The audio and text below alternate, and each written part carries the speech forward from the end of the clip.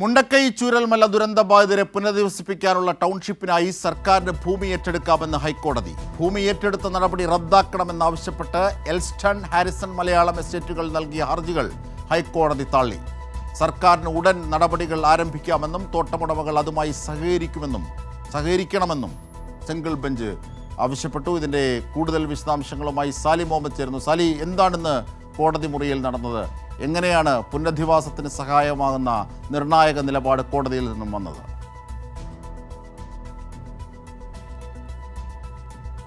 Mundakkai Chooralmala ദുരന്തബാധിതരെ പുനരധിവസിപ്പിക്കുന്നതിനായി township നിർമ്മിക്കുന്നതിനായി estate ഭൂമി ഏറ്റെടുക്കാൻ സർക്കാർ തീരുമാനിച്ചിരുന്നു. അതിനുവേണ്ടി ഒക്ടോബർ 4-ന് ഒരു ഉത്തരവും പുറപ്പെടുവിച്ചിരുന്നു. ആ ഉത്തരവ് ചോദ്യം ചെയ്ത് ആ എസ്റ്റേറ്റ് ഉടമകളാണ് ഹൈക്കോടതിയെ സമീപിച്ചിരുന്നത്. ഹാരിസൺ മലയാളം ലിമിറ്റഡും എൽസ്റ്റൺ എസ്റ്റേറ്റും. ഇവരുടെ രണ്ടുപേരുടെയും ചേർന്ന് ഹാരിസൻ്റെ 65.41 ഹെക്ടറും എൽസ്റ്റൻ്റെ 78 ഹെക്ടറും ഭൂമി ഏറ്റെടുത്ത് അവിടെ ടൗൺഷിപ്പ് നിർമ്മിക്കുക എന്നായിരുന്നു സർക്കാരിൻ്റെ പദ്ധതി. സർക്കാർ അങ്ങനെ നടപടിയിലേക്ക് നീങ്ങിയപ്പോൾ അവർ ഹൈക്കോടതിയെ സമീപിച്ചു. സർക്കാർ നടപടി തടയണം, അതായത് ഭൂമി ഏറ്റെടുക്കാനുള്ള തീരുമാനം റദ്ദാക്കണം എന്നുള്ളതായിരുന്നു അവരുടെ ആവശ്യം. അതിൽ കഴിഞ്ഞ കുറേ ദിവസങ്ങളായി വിശദമായി വാദം കേൾക്കുകയായിരുന്നു. ഹൈക്കോടതി ഇന്ന് ഉത്തരവ് പറഞ്ഞു. അതായത് സർക്കാരിന് ഭൂമി ഏറ്റെടുക്കുന്നതിനുള്ള നടപടികളുമായി മുന്നോട്ട് പോകാം എന്ന് വ്യക്തമാക്കിക്കൊണ്ട് എസ്റ്റേറ്റ് ഉടമകളുടെ, തോട്ടമുടമകളുടെ ഹർജി കോടതി തള്ളുകയാണ് ഉണ്ടായത്. സുപ്രധാനമായ വിധിയാണ്. അതിൽ കോടതി പറഞ്ഞത് എത്രയും പെട്ടെന്ന് ഭൂമി കൈമാറാനുള്ള നടപടി സ്വീകരിക്കണം. ഒപ്പം തന്നെ ഭൂമി അളക്കാനുള്ള നടപടികൾ, സർവേ ഉൾപ്പെടെയുള്ള നടപടികൾ നാളെ തന്നെ ആരംഭിക്കാം.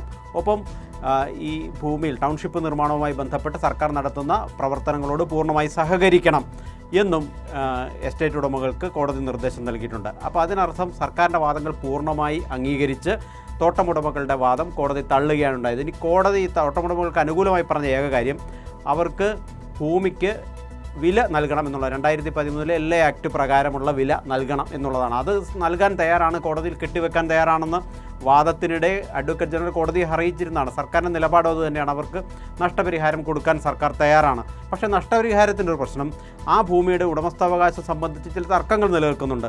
അത് സർക്കാരും ഈ തോട്ട ഉടമകളും തമ്മിൽ ഉടമസ്ഥാവകാശം സംബന്ധിച്ച് സർക്കാരിൻ്റെതാണെന്നും പാട്ടഭൂമിയാണെന്നും പാട്ടകാലാവധി പൂർത്തിയാക്കിയതിനാൽ തിരികെ സർക്കാരിലേക്ക് ലഭിക്കേണ്ടതാണെന്നും എന്നുള്ളതാണ് സർക്കാരിൻ്റെ വാദം. അതിൽ സിവിൽ സ്യൂട്ട് ഫയൽ ചെയ്തിരുന്നതിൻ്റെ വാദം തുടരുകയാണ് വിചാരണ കീഴ്ക്കോടതിയിൽ.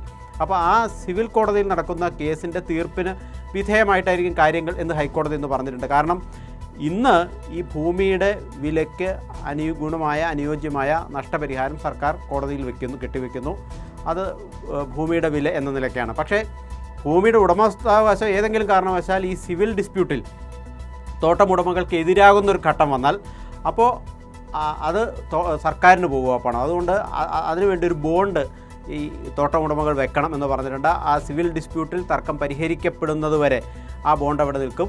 സർക്കാരിന് അനുകൂലമാണെങ്കിൽ ബോണ്ട് സർക്കാരിന്, തോട്ടമുടമകൾക്ക് അനുകൂലമാണെങ്കിൽ ആ ബോണ്ടും നഷ്ടപരിഹാരവും എല്ലാം തോട്ടമുടമകൾക്ക് ലഭിക്കും എന്നുള്ളതാണ് കോടതി വ്യക്തമാക്കിയത്. കോടതിയുടെ മുമ്പിലുള്ള പ്രധാനപ്പെട്ട പ്രശ്നം ഈ ദുരന്തബാധിതരെ എത്രയും പെട്ടെന്ന് പുനരധിവസിപ്പിക്കാനുള്ള നടപടി സർക്കാർ മുന്നോട്ട് കൊണ്ടുപോകണം. പക്ഷേ ഒരു തടസ്സമായി വന്നത് ഈ ഹർജിയാണ്. ഈ ഹർജി ഇങ്ങനെ നീണ്ടുപോകുന്നത് കൊണ്ട് തുടർ നടപടികളിലേക്ക് കടക്കാനോ പുനരധിവാസം വേഗത്തിലാക്കാനോ സർക്കാരിന് കഴിഞ്ഞില്ല. സർക്കാരിനെതിരെ ഒരു വിമർശനം ഒക്കെ ചില കേന്ദ്രങ്ങളിൽ നിന്ന് ബോധപൂർവ്വം ഉയർത്തിക്കൊണ്ടുവന്നൊരു ഇഷ്യൂ ആണത്. പക്ഷേ കോടതിയിൽ ഒരു കേസ് നിലനിൽക്കുമ്പോൾ സർക്കാരിന് അതിൻ്റെ പരിമിതി ഉണ്ടായിരുന്നത് കൊണ്ട് തന്നെ സർക്കാരിന് അതൊരു തടസ്സമായിരുന്നു. പക്ഷേ ഇന്ന് കോടതി അവധി ദിവസമായിട്ട് കൂടി, ഇന്ന് ഹൈക്കോടതിയുടെ വെക്കേഷൻ ദിവസങ്ങളാണ്, ഒരു സിംഗിൾ ബെഞ്ച് സിറ്റിംഗ് നടത്തി അതിൽ ഇന്ന് ഓർഡർ പറയുകയാണ് ഉണ്ടായത്. സർക്കാരിൻ്റെ വാദം പൂർണ്ണമായി അംഗീകരിച്ചിരുന്നു. സർക്കാരിനെ സംബന്ധിച്ചിടത്തോളം ഈ പുനരധിവാസ പ്രവർത്തനങ്ങളുമായി ഇനി മുന്നോട്ട് പോകാം. തോട്ടമുടമകളിൽ ഉയർത്തിയ എല്ലാ വാദങ്ങളും കോടതി തള്ളിയിരിക്കുന്നു. സർക്കാരിന് വലിയ നേട്ടമാണ് ഇന്നത്തെ കോടതി വിധി എന്ന കാര്യത്തിൽ തർക്കമില്ല.